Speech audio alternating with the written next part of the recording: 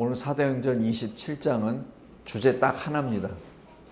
아마 여태까지 설교한 중에서 제일 짧을 것 같아요. 27장은 지금 로마의 법정에 이제 서기 위해서 바울이 로마로 향하는 여정입니다. 근데 베스도라는 총독이 결정해서 보내는 것 같으나 그러나 이것은 하나님의 역사입니다. 하나님이 계획하시고 하나님이 집행하시는 일입니다. 근데 여기서 한 가지 주제만 보겠습니다. 바울은 요나와 같이 하나님의 말씀에 거역한 것도 없습니다. 오히려 하나님의 그 뜻에 더 적극적으로 순종하면서 내가 죽을지라도 나는 하나님의 뜻을 나는 해야 되겠다라고 결단하는 그러한 바울이었습니다. 근데 여기서 질문 하나. 그런데 왜 바울은 고난을 받아야 합니까? 왜 고난을 받아야 합니까? 하나님의 뜻을 행한다고 했는데 왜 받아야 합니까? 그 주제입니다. 자, 여기 설교 요약을 먼저 보세요. 먼저 로마를 향해서 갑니다. 하나님의 은혜로 백부장 율리오는 이 바울에게 굉장히 호의적인 사람입니다. 아마 이 백부장은 이 바울에 대한 것을 전부 다 아마 봤었던 사람이 아닌가. 마치 사도 베드로에게 찾아갔었던 고넬료 백부장처럼 이 율리오 백부장은 바울이 재판받는 것, 바울이 처한 현실, 바울이 행했던 모든 것들을 아마 다 보았던 사람이기 때문에 바울에게 죄가 없다. 그리고 바울은 이 세상 사람 같지가 않다. 바울은 하나님 나라 사람. 그리고 예수라고 하는 부활하신 어떤 분에 대한 신실한 제자, 종이다라는 것을 아마 이 율리오 백부장은 알았던 것 같습니다. 이제 시돈에서 배를 타고 무라까지 가고 무라에서 배를 갈아탑니다. 아마 여기 알렉산드리아 이 배라고 하는 것은 특별히 로마까지 가는 그런 특별한 상선인가 뭐 그 정도 되는 것 같습니다. 그런데 그때가 이 금식하는 기간이 지났다라고 얘기하는데 금식하는 기간은 속죄일을 말합니다. 그래서 레위기 23장에 보면은 이 속죄일이 6월절 지나고 난 다음 유대력으로 7월 달이 들어갑니다. 근데 그 유대력으로 7월 달은 보통 양력으로 하면은 9월, 10월경이 됩니다. 그러니까 지금 이 지중해가 10월경에 지금 봉착했다는 얘기인데 그때는 이 파도가 세지고 그리고 예측 못하는 풍랑이 많아서 그때는 항해를 안 하는 것이 그 당시의 일이었습니다. 바울 사도는 이 모든 것을 아마 1차, 2차, 3차 선교 여행을 통해서 알기도 하고 특별히 여기 10절 보십시오. 우리 생명에도 타격과 많은 손해를 끼치리라 라고 얘기한 것은 단순히 자기 자신의 경험만 얘기한 것이 아니라 하나님이 지혜를 주신 것이 아닌가라는 조심스러운 해석이 들어갑니다. 하여튼 이 사도 바울은 지금은 하지 말고 겨울을 지난 다음에 항해하는 것이 좋겠다라고 의견을 제시했습니다. 그런데 여기 백부장은 아니다. 왜냐하면 선장과 선주 많은 사람들이 지금 현재 이 베니게 이 항구는 좀 비좁기 때문에 불편하다. 그러니까 빨리 가는 게 좋겠다라고 얘기를 했죠. 지금 여기 그래서 떠납니다. 13절에 보면은 순풍에 잘 가고 있는 듯 했는데 이제 드디어 유라굴라라는 광풍이 요새 말로 하면은 토네이도 같은 그런 광풍이 불었다는 얘기입니다. 그러다 보니까 이 배가 스스로 갈 수 있는 능력을 잃어버렸습니다. 너무 많이 보니까 지금 여기 18절 보면은 자기 배에 있는 짐들까지 다 배에다 던져버리는 얘기가 되고 19절에서는 배에 있는 기구들도 다 던져버립니다. 이 얘기는 뭐죠? 더 이상 이제 갈 때까지 갔다는 얘기입니다. 그래서 여러 날 동안 20절 보면은 별도 해도 별 수 없었다. 요새처럼 뭐 GPS 장비가 있는 것도 아니고 그러다 보니까 그냥 가장 원시적인 자연적인 것으로 별과 그리고 해를 보면서 지금 항해하는데 그거를 못했다는 얘기입니다. 21절에 보면은 굶었습니다. 아마 이게 양식이 없어서가 아니라 지금 배가 너무 이렇게 하니까 양식 먹을 시간도 없었고 그리고 사람들이 죽음에 대한 공포 때문에 먹을 그런 여유가 없었다는 것이죠. 낙심 가운데 있었습니다. 근데 유일하게 276명 중에 한 사람 바울은 소망으로 일어섰습니다. 여기서 22절 보면은 여기에 누구도 다친 사람 없을 겁니다 라고 소망의 말씀을 전합니다. 그런데 여기서 말씀을 전하는데 그 근거가 여기서 중요합니다. 근거가 23절입니다. 내가 속한, 내가 섬기는 하나님. 바로 여기서 하나님을 증언합니다. 우리 다니엘 선지서에도 보면은 다니엘이 꿈을 해석할 때 다니엘이 가장 먼저 했었던 말, 하나님이 가르쳐 주셨습니다. 지금 그 말입니다. 우리 야곱이 바로 앞에 갔을 때 기억나시죠? 창세기 47장인가? 거기에 난민이죠, 난민 야곱이 당시 애굽의 왕 바로 앞에 갔을 때 그때 야곱이 한 것을 잘 생각하십시오. 바로가 뭐라고 하죠? 당신 나이가 얼마나 됐습니까? 다 얘기하고 난 다음 야곱이 바로에게 축복을 합니다. 그 얘기는 뭐죠? 축복은 높은 사람이 낮은 사람한테 주는 것이죠. 근데 야곱이 축복할 때 무엇으로, 누구의 이름으로 축복했겠습니까? 여호와의 이름으로. 바로 그때 야곱은 바로에게 복음을 전한 것입니다. 여기에 사도 바울은 죄수입니다. 276명 중에 한 사람 죄수입니다. 그런데 거기서 아주 당당하게 하나님을 선포합니다. 그리고 하나님이 나에게 말씀을 주셨는데 여기에 한 명도 죽지 아니하리라 라고 주셨습니다 라고 말을 합니다. 그리고 그 말 자체를 나는 확실히 이루어질 것이라고 믿습니다 라고 거기서 고백합니다. 여기가 하이라이트입니다. 그 다음에 27절 보십시오. 14일째 되는 날, 이 풍랑에서 14일째 되는 날, 이제 어느 육지인가 도달할 것 같이 보이니까 거기에 선원들이 도망가려고 합니다. 왜냐면 배를 버리고 여기 거룻배라고 하는데 거룻배는 여기 생명보트입니다. 이렇게 무슨 배가 무슨 이게 했을 때 이렇게 내려주는 조그만 보트인데 그 보트를 타고 지금 자기네들만 살려고 나가고 그 배는 뭐 난파되고 뭐 죽든지 뭐든지 상관없이 자기만 살려고 한 것이죠. 근데 그거를 바울이 알고 백부장에게 전하고 백부장이 선원들을 못 나가게 딱 합니다. 백부장이 몰랐을까요? 아마 알더라도 백부장이 먼저 알았을 겁니다. 왜냐면 거기에 자기 부하들이 있는데. 이것은 하나님의 역사입니다. 하나님이 바울에게 그 선원들의 악한 음모를 말씀해 주시고 알게 해 주신 것이죠. 그래서 그 말을 듣고 백부장이 선원들을 도망가지 못하게, 그래야 배가 움직일 수 있으니까.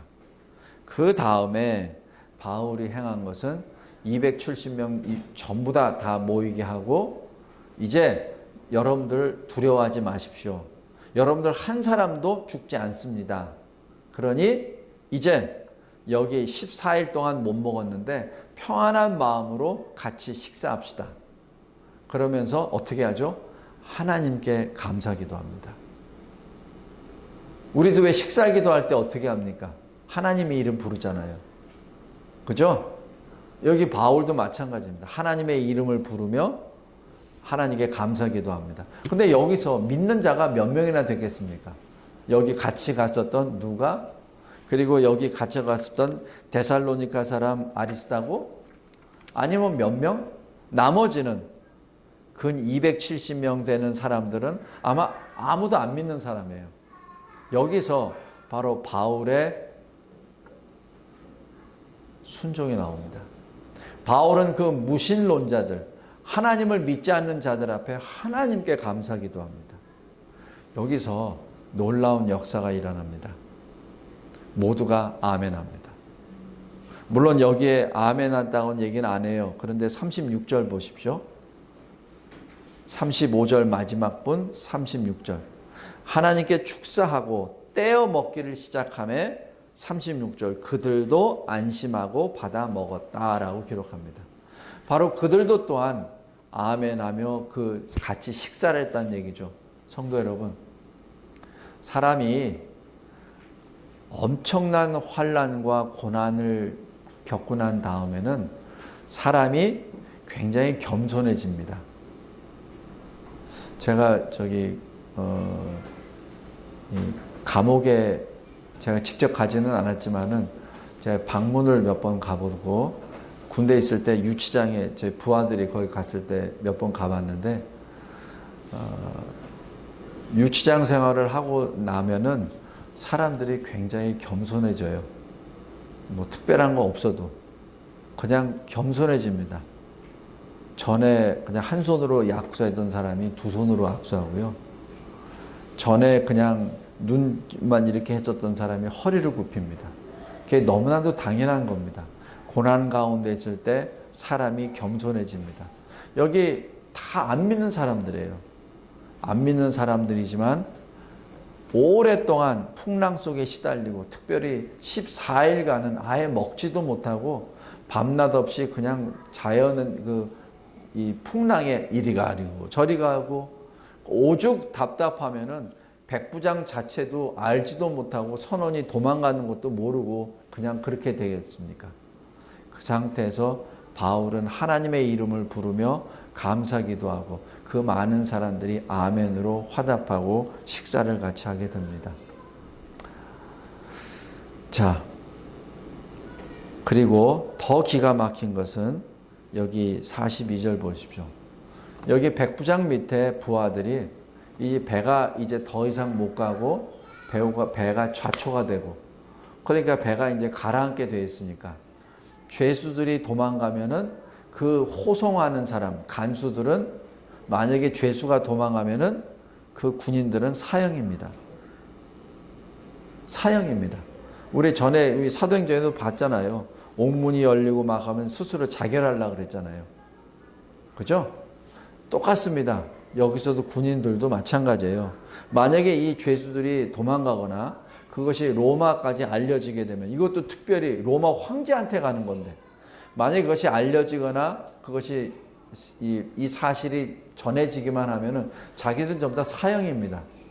그렇기 때문에 그것을 방지하기 위해서 죄수들을 죽이려고 한 겁니다. 그건 이 당시에는 아주 지극히 당연한 겁니다. 이게 어느 성경학자들은 너무 좀 잔인했다라고 표현합니다. 근데 제가 군인이 이 경험을 해보면은 너무나도 당연한 거예요. 자기들이 살기 위해서 죽이려고 하는 것이죠. 근데 이때 하나님이 역사합니다. 바로 백부장의 마음을 하나님이 간섭하십니다. 그래서 백부장이 하지 말라고 합니다. 왜? 바울 때문에. 바울 때문에. 왜냐하면 백부장은 비록 그리스도인은 아니지만 옆에서 가장 가까이에서 바울을 보았던 사람이고 그리고 풍랑 가운데 바울이 했던 것을 다 봤던 사람입니다. 만약에 바울이 없었다면 자기는 이미 선원들이 다 나가버리고 난 다음 자기는 이미 죽은 몸이었습니다. 지금 이 율리오 백부장은 그것을 기억을 했고 성령께서 그것을 율리오의 마음을 안아주신 것이죠. 그래서 44절 보면은 마침내 사람들이 다 상륙하여 구조되었다라고 기록합니다. 자, 말씀을 맺겠습니다. 왜 바울은 고난을 받아야 됩니까?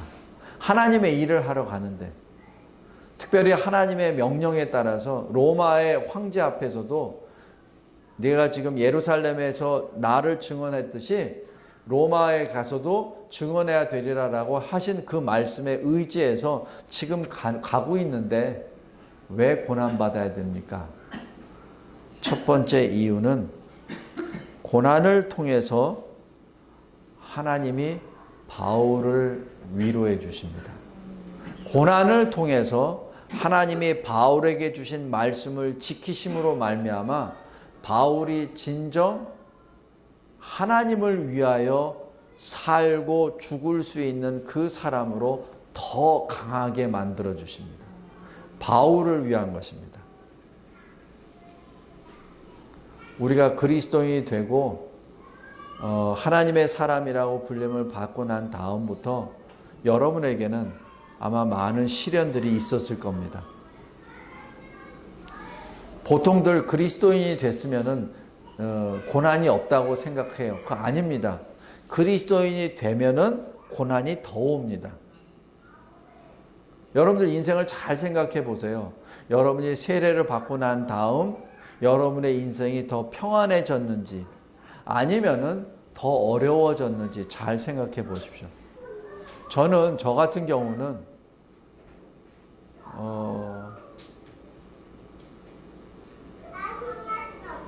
천주교에 잘 있다가 개종하고 난 다음에 굉장히 어려움이 많이 있었습니다. 왜냐하면은 식구들로부터 다 등을 질 수밖에 없었고, 그리고 내가 그동안 사귀었었던 모든 것에서부터 다 떨어져 나가버리고, 그리고 무엇보다도 그 당시까지 굉장히 소중하게 여겼었던 내 귀한 것들이 다 아무런 쓸데없는 것으로 보이기 때문에 사실 나는 아무것도 다 잃어버린 기분이에요. 근데 실은 마음은 굉장히 기뻤습니다. 그러나 현실적으로는 다 잃어버렸어요. 왜? 그리스도인이 됐기 때문에. 다 잃어버렸습니다. 어느 것 하나 얻은 거 하나도 없어요. 다 잃어버렸어요. 근데 거기에서 하나님이 저의 믿음을 다시 질문하십니다. 이래도 길을 갈 거냐? 이래도 갈 거냐? 바울은 저와 비교가 안 될 하나님의 귀한 사람입니다. 예수님으로부터 소명과 사명을 받은 사도입니다. 그럼에도 불구하고 바울은 사람이요. 그래서 바울에게 이러한 환난을 허락하신 것은 바울의 믿음을 더욱더 굳건하게 세워주기 위한, 바울을 위한 조치였습니다. 두 번째는 그 바울이 고난 가운데 하나님을 증거함으로 인하여 하나님의 영광을 받으십니다. 참 놀라운 일입니다. 만약에 이 항해가 순탄한 항해였다면 언제 바울이 276명 있는 그 가운데서 모두가 다 있는 가운데서 함께 하나님께 감사 기도할 수 있겠습니까? 아마 바울이 감사 기도하겠다 그러면 전부 다 침 뱉고 죄수가 뭐야? 뭐 이럴 거예요. 아마 전부 다 비웃을 겁니다. 그런데 그 환난을 다 겪고 나니까 270명 전체가, 275명이죠. 바울을 빼면 275명 전체가 바울이 하는 기도를 듣습니다. 바울이 하나님의 이름을 부르며 감사 기도할 때 전부 다 아멘합니다. 이게 뭐죠? 고난을 통하여 하나님이 영광을 받으십니다. 성도 여러분, 여러분의 삶 가운데 그리스도인이 됐기 때문에 고난을 받습니까? 그렇다면 그 고난 속에 하나님이 당신에게, 여러분에게 무엇을 요구하시는지를 정확히 찾기를 바랍니다. 왜냐하면 뭐라고 하셨죠? 찾으라 찾을 것이요 두드리라 열릴 것이라 구하라 얻을 것이라. 주님이 하신 말씀이에요. 여러분에게 여러분의 인생 가운데 내가 그리스도인인데 내가 그리스도인으로 살기를 작정하는데 내가 왜 이렇게 어려움을 당합니까? 아주 쉽게 얘기할까요? 11조 해야 되는데 내가 11조 하니까 더 어려움이 생깁니다. 하나님께 물어보세요. 하나님께 기도하십시오. 근데 11조 하기가 좀 아까워요. 하나님, 저 하고 싶은데 아까운 마음이 듭니다. 저 어떻게 해야 되죠? 마음속엔 그러잖아요. 하라고. 근데 못하게 됐잖아요. 그럼 하나님께 부르짖으십시오. 이걸 내면은 나 죽을 것 같습니다. 못 먹을 것 같습니다. 하나님께 부르짖으십시오. 하나님이 답을 주십니다. 하나님이 여러분에게 가장 선한 답을 주십니다. 하나님은 결코 그래 너 불쌍하니까 11조 하지 마. 내가 이번 1년 동안 봐줄게. 성경 어디에도 그런 내용 없습니다. 하나님은 하라고 하십니다. 그리고 하나님 말씀하십니다. 어려운 가운데 하나님의 구원함을 체험하라. 내가 생각하기에는 불가능할 것 같은데 그 불가능한 것 가운데 하나님을 체험하라. 지금 여기 지금 말씀입니다. 제가 전에 우리 재헌국회에서 이승만 위원장이 여기 이은영 목사님에게 기도 요청을 했다는 말 전에 6.25 때 같이 읽었던 내용이 기억날 겁니다. 그 당시 대한민국에 그리스도인은 1%가 안 됐습니다. 그런데 재헌국회에 모인 그 위원들, 의원들의 90%는 그리스도인이었습니다. 그래서 대한민국이 생겨났습니다. 성도 여러분, 숫자가 문제가 아닙니다. 숫자가 문제가 아니라 바로 신실한 그리스도인이 중요합니다. 이 시대도 마찬가지입니다. 우리 대한민국의 인구의 20%, 25%가 그리스도인이다. 그거 자랑할 거 아닙니다. 20%, 25%가 됐는데도 대한민국이 이렇게 됐습니까? 그렇다면 진정 과거 1%도 안 된 그리스도인보다 지금 25% 되는 그리스도인의 신앙이 문제가 있다는 얘기입니다. 그죠? 그거밖에 문제가 안 돼요. 성도 여러분, 우리가 그리스도인이기 때문에 어려움을 당한다면, 그리스도인 때문에 환난을 당한다면 그 환난을 기쁨으로 받으십시오. 그 기쁨을 통해서 하나님은 여러분들의, 우리들의 신앙을 더 견고하게 세우셔 나가며 그 고난을 통하여 우리들의 삶을 통하여 하나님이 영광을 받으십니다. 오늘 사도행전 27장에 나와 있는 그 말씀이 그겁니다. 이 원리는 우리 주님이 이미 성취하신 원리입니다. 빌립보서 2장 9절에서 11절입니다.